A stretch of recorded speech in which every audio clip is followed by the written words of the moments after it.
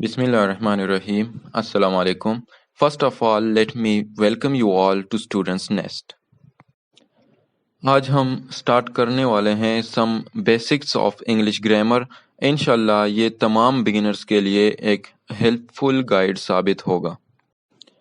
आज का lecture in contents पे मुश्तमिल है, यानी कि आज के लेक्चर में हम ये कंटेंट्स स्टडी करेंगे जिनमें शामिल है व्हाट इज़ ग्रामर, या the next one is what does it mean, यानी कि what does grammar means, and the next one is simple definition of grammar, यानी कि हम ग्रामर को सिंपल वर्ड्स में कैसे डिफाइन कर सकते हैं, and the last but not the least is can we learn a language without it, यानी कि ग्रामर के बगैर हम किसी ज़ुबान को सीख सकते हैं या नहीं।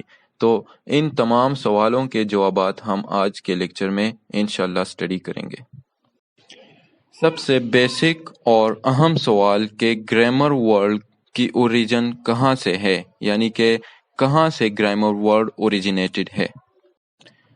Let me tell you an interesting fact that grammar is not an English word, यानी कि ग्रामर जो है वो इंग्लिश लफ्ज़ नहीं है। It has been originated from Greek word grammatica techna, which means art of letters. मतलब ग्रामर जो है ये ग्रीक वर्ड से निकला हुआ है जिसकी मानी है art of letters. In simple words, art of writing a letter with a sequence or writing something correct, यानी कि अल्फाज को तरतीब के साथ लिखने के हुनर को ग्रामर कहते हैं। फर्दरमोर लैटिन लैंग्वेज के बाद ये ग्रामरी लफ्ज़ की शक्ल में ओल्ड फ्रेंच में एंटर हुआ है और बाद में कहीं फिर ये ओल्ड इंग्लिश में शामिल कर दिया गया है।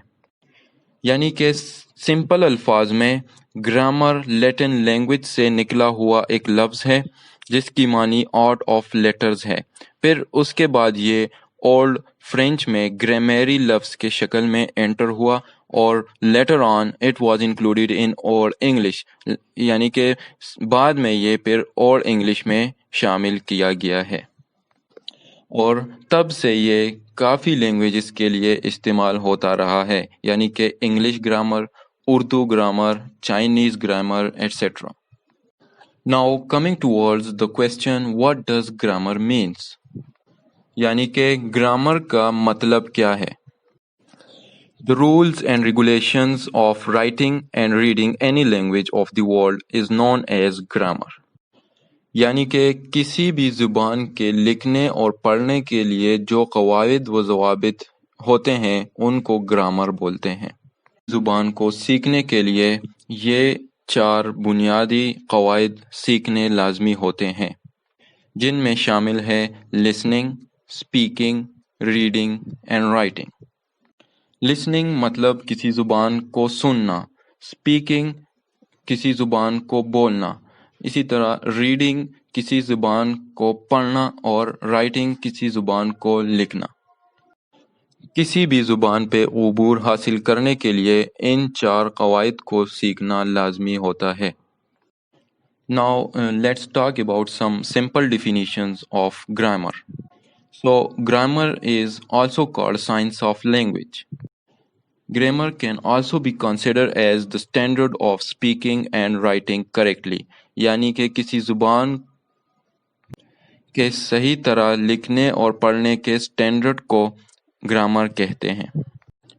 The set principles made by its native speakers or experts of any language of the world is known as grammar.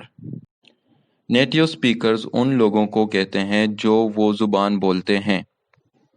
तो नेटिव स्पीकर्स या एक्सपर्ट्स जब किसी ज़ुबान को सीखने के लिए कुछ कवायद व ज़वाबित बनाते हैं तो उनको ग्रामर कहते हैं।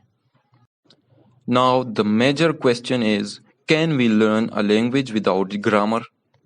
यानी कि ग्रामर के बगैर किसी ज़ुबान को सीखना मुमकिन है या नहीं है।